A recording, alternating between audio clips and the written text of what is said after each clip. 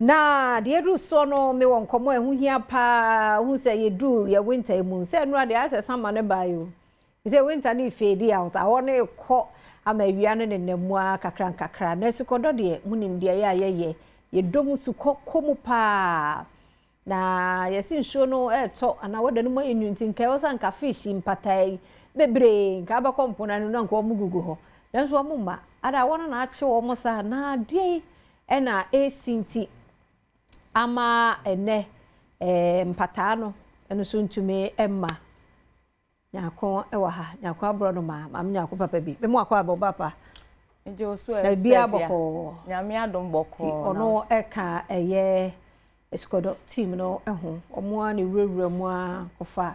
ensem no de ehinta no omo kofa de breye na ASUKODO nyame yadom a ene 3 p.m. ene ebeyi ene de ne yehwe unse tete no nanka awoba from July ekusi September anka nsuo no epo nsuo no mu ye hikakra nti se cold water ne togum a emma nnuane na ewo nsuo na se tutu eba soro nti eba soro na fish na di akire aba soro nti odi akire eba soro sa na afarefo na nya omo ache omo nti na emma fish ni bebu bebre July to September de na nka fish de ba they say emma ne omo nya ne duduo mu tuna omo nya ne duduo mu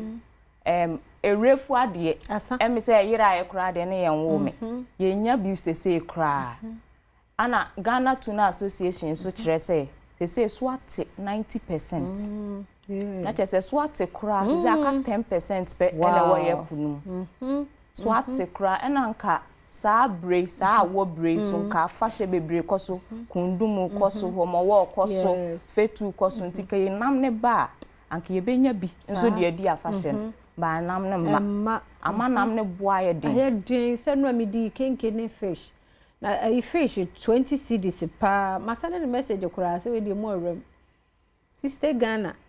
na I say ne nkoyi ti de o kan ye no kore fish fie bi 20 Ghana na no say wunim fish mu a ye twam a say ya na I say the bonu hye ho ti wi firi wa e de na aka ti ne bonu nko ameka say ne bongo a 10 Ghana na half ne 10 Ghana 20 cedis fish na yana bibisa mo say na ye won kan na so fish ho odin because me krom kumase kwa so kumase dwom kohwe ye red fish nti eye de asem a na say hia pa say ASUKODO no because they say Ghana 60% na red fish obi akọ hospital say me doctor say ma me ndi meat me we fish now fish kwa e kwa for me de na e berry okay ti ene mpanyifo bi adi nkomo fisheries minister kraji atum say enam na asakra ekọ form kra nti eno na yadom wasuko say die nti ena ma nam yasa ena kwan ben so na ye befa e dia revive sa ye fisheries ministry nti ti ene no miensa ewo Adom TV already no so ewo ye YouTube Adom TV ena Asempa FM nti se ene no wanya kwan anti ma hwe ne 3 pm no kora beti ma hwe wo ye YouTube ho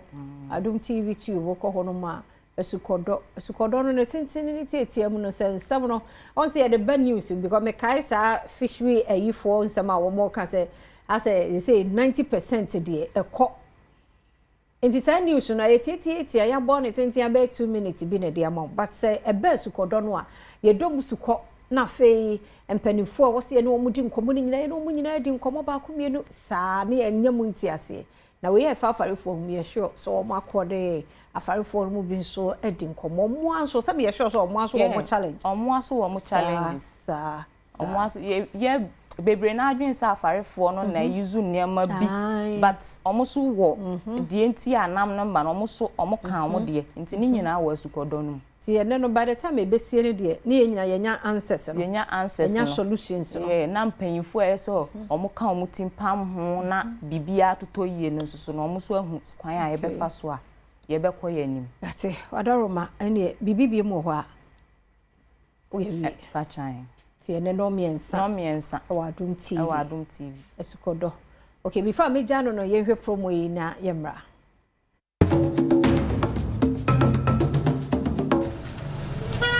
ebia na wani efiri kakranti no unim empo se wonim a na wanya ne ntie se efiri be se emfia hasa etwem a bepem be se efie duasa etwem na afi biara efiri July bosome no eko September bosome no awoba pa ensuomunam ebebu pa sa July bosome no eko September bosome no eye bra kamia yese empoano afahye kese ninara sabre no na yedi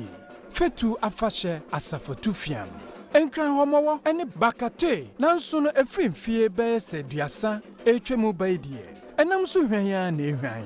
kamia yese enam asan opomukra awo ho de afahye wo ho nanso no enam kom ena ekum oman Ghana okwan bone a afarefo bebre ediyi nam ewiemu sachiraye a apagya ne ho no ene niema bebre ena ekutia enam ananka enya ne bebre wenti no yadomo suko ede mu nchirechiremu ebrew bomodia Adom TV nanim afiada ebei no miensa na ye nomo suko emfamaw Adom TV ye wazoyi